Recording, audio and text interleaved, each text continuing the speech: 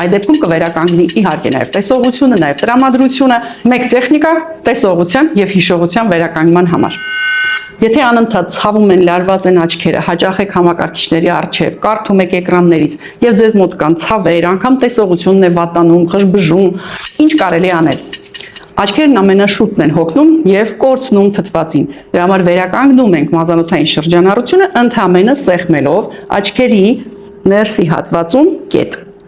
Երկու կողմից, եթե սեղմեք, նույնիսկ կարող եք ցավ զգալ։ Այդ կետը շատ հեշտ է զգալ եւ սեղմելուց նույնիսկ բացվում է շնչառությունը, սկսում եք կատարել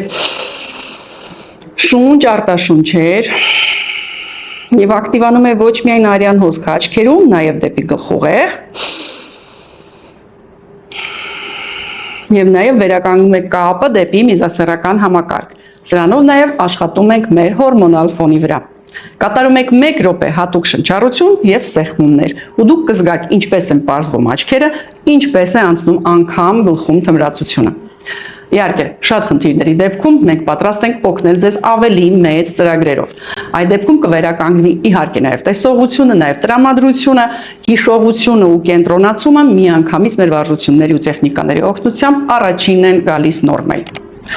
Մի կորցրեք ժամանակ։ Հենց հիմա գրում ենք հիշողություն կամ տեսողություն բառերը եւ ստանում ուղղորդում ինչպես կապնվել մեզ հետ։